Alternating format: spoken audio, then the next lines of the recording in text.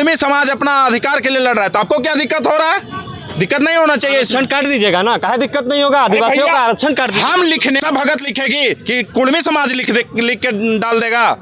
ऐसा नहीं, संवैधानिक अधिकार है, संविधान सबको अपना अधिकार मांगने का। जयराम महतो सेकेंडरी है, हम 60 साल का हैं, 60 साल के बाद जयराम महतो जिंदा नहीं रहेगा, लेकिन उनका समाज, उनका इतिहास, उनका बलिदान सदैव रहेगा। हम आज भी बोल रहे हैं, हम पहला नेता है जो आज मंच में माइक में आपको ऑन कैमरा बोल रहे हैं। मेरे भी समर्थक जो है, मेरे पार्टी को जिन्होंने वोट किया है, अगर वो मेरे समाज के हैं, क्योंकि सामाजिक आंदोलन आपको अकेले खाए उसी को छेद किए। अब बोलती है स्कॉर्पियो दे दे, अपने खुद स्कॉर्पियो में नहीं घूमती है, क्यों स्कॉर्पियो देगी वो? जो है जेलकेम काफ़ी सुर्खियाँ बटर रहा है। सुर्खियाँ इस वजह से नहीं कि उसने अच्छा काम कर रहा है, इसलिए हो रहा है क्योंकि वो बहुत सारे ऐसे चीज़ों पर अनलगर बयान की वजह से जो है जयराम महतो और जेबीके से जेलकेम को बदनाम किया जा रहा है। हमारे साथ मांडू के पूर्व प्रत्याशी बिहारी महतो हैं। हमेशा केम में जिस तरह से जो है निशा भगत प्रकरण काफ़ी जो है चर्चा का बना रहा, उसके बाद उन्हें जो है निष्कासित कर दिया गया। उसके बाद जो है लगातार जेल केम का पोल से पोल खोला ही जा रहा है। समझेंगे प्रत्याशी वो भी नहीं है, ये भी प्रत्याशी रहे हैं, तो क्या कुछ अलग हुआ और क्या कुछ मामला है? बिहारी दा, सबसे पहले जोहार। जोहार, और आपके दर्शकों को भी जोहार, नमस्कार, प्रणाम।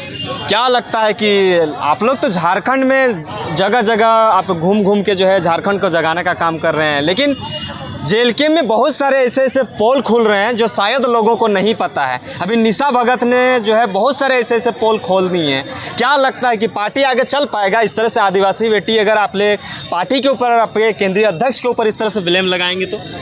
नहीं, सारा सर निराधार है ये सब। वो अपना फ्लोवर बढ़ाने के लिए, मीडिया में सुर्खियों में रहने के लिए ऐसा आरोप लगा रही है। क्योंकि देखा जाए तो निशा भगत जी को हम पहली बार तोपचाची में ही मिले थे। देखिए, उनका यहाँ से पहले कोई अस्तित्व नहीं था। टाइगर दा ने उन पर विश्वास किया, आदिवासी बेटी थी, और लगा कि भाई पार्टी को बहुत आगे तक ले जाएगी, पर वो अपने स्वार्थ को पहले रखी, पार्टी का पॉलिसी को बाद में रखी।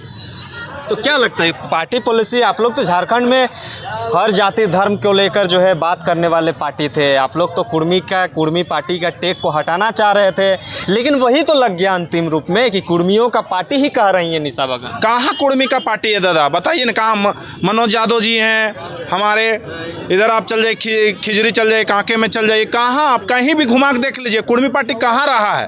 अब दमयंती मुंडा जी को देखिए, कहाँ आप देखिए, कोई अपने स्वार्थ में कुछ भी अनर्गल बयान दे दे तो ये इसको हम कुछ नहीं मानते हैं। निशा भगत जी अपने स्वार्थ के लिए वो अपने बयान को दिए, किसी भी हमारे पार्टी पॉलिसी में नहीं है। किसी भी धर्म के प्रति, किसी भी जाति के प्रति आप पर्सनल टिप्पणी करें।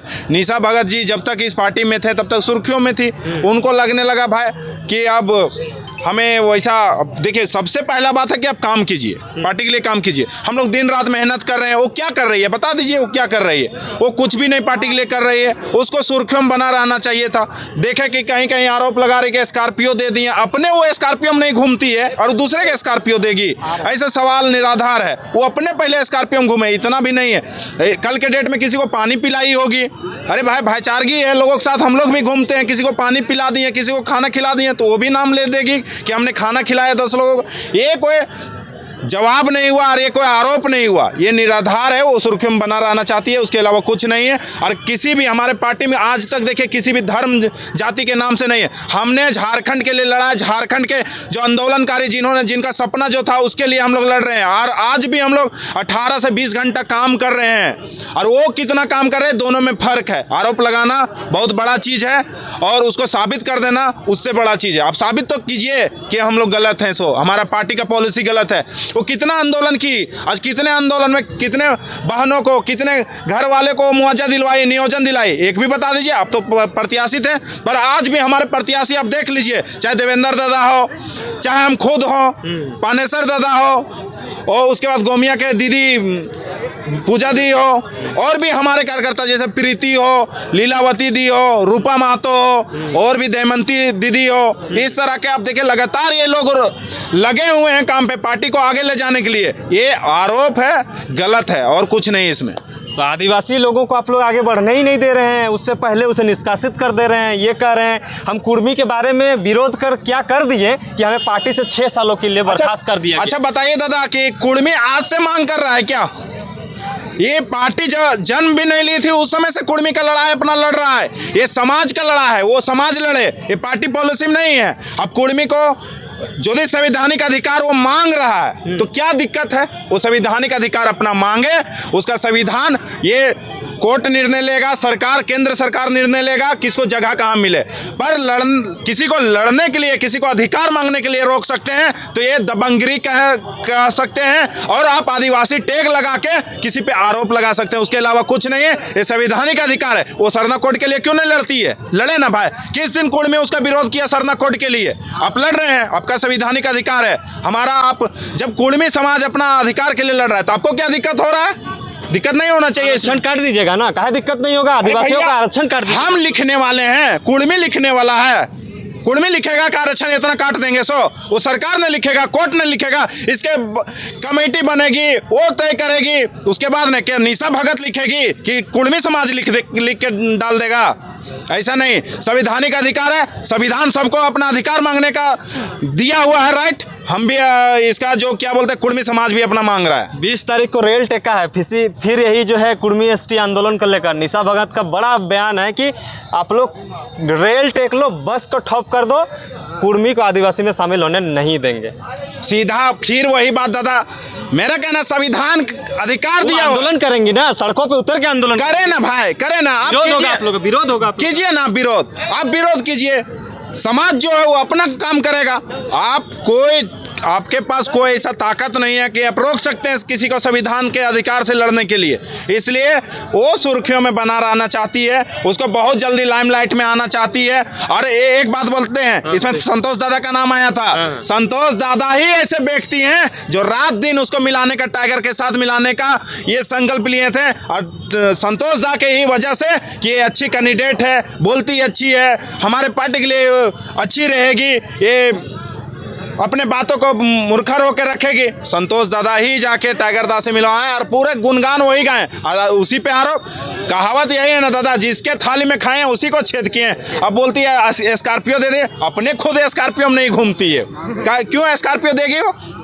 ये सब निराधार है। और कुर्मी का लड़ाई आज का नहीं है कि इसके लिए कोई नहीं, वो अपना संवैधानिक अधिकार मांग रहा है। वो सरकार तय करेगी, कोर्ट तय करेगी, कमेटी बनेगी, वो कमेटी तय करेगी क्या मिलेगा नहीं मिलेगा। लड़ रही है, आप भी लड़िए, कोई मना किया है क्या?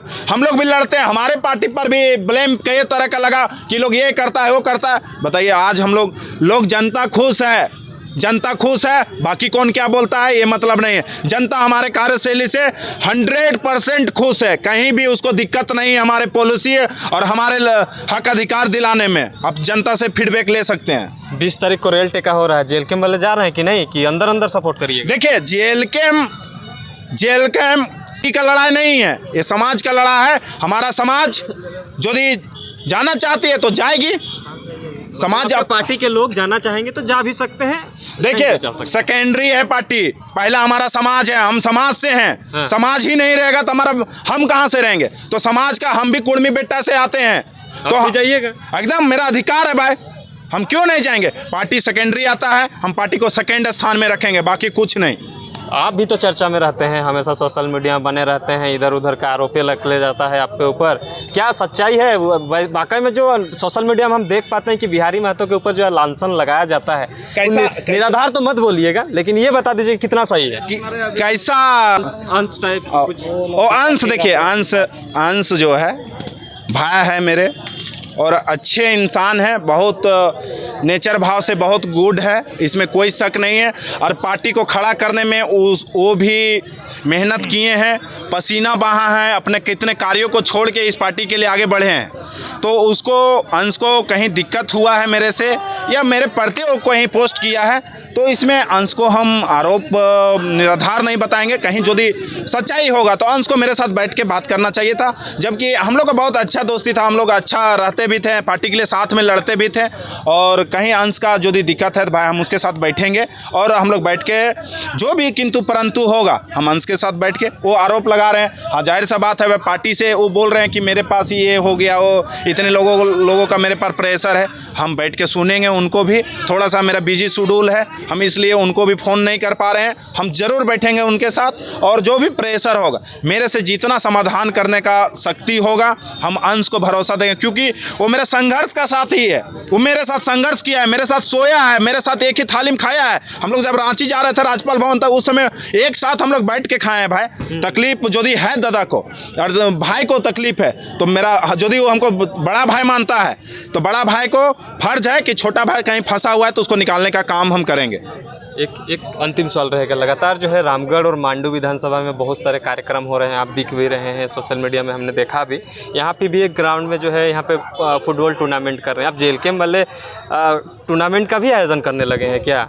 देखिए ये लोगों का, देखिए ये हम लोग नहीं आयोजन किए हैं, ये नरेश जी हैं यहाँ के और आपके धानेश्वर जी हैं और भी यहाँ के जो भी साथी हैं उनके नेता ज़्यादातर इस सब में दिखाई पड़ रहे हैं आप। उनके भी युवा साथी हैं, वो लोग पूरा सपोर्ट किए हुए हैं। वो लोग अब देखिए अब पार्टी से बिलोंग करते हैं तो चाहे भाई मुख्य अतिथि टाइगर जयराम दा थे यहाँ के, और टाइगर जयराम दा अभी थोड़ा तबीयत से जूझ रहे हैं, इस वजह से वो नहीं आ पाए और हम विशिष्ट अतिथि के तौर पे थे। तो देखिए हम लोग युवाओं को प्रेरित करना चाहते हैं। कोयलांचल का क्षेत्र है, यहाँ अपॉर्चुनिटी बहुत अच्छा है। युवा आज नशे के एक लत में पड़ी हुए, मोबाइल के लत में पड़ी हुए, तो हम लोग चाहते हैं कि युवा खेल के साथ जुड़े, अपने शारीरिक के साथ साथ मानसिक को भी तंदुरुस्त रखें, क्योंकि अभी के समय में स्वस्थ ही धन है। आप स्वस्थ नहीं हैं तो आप दुनिया को कोई भी चीज़ों को आप एंजॉय कर नहीं सकते हैं, इसलिए आपको स्वस्थ रहना बहुत ज़रूरी है। और ये खेल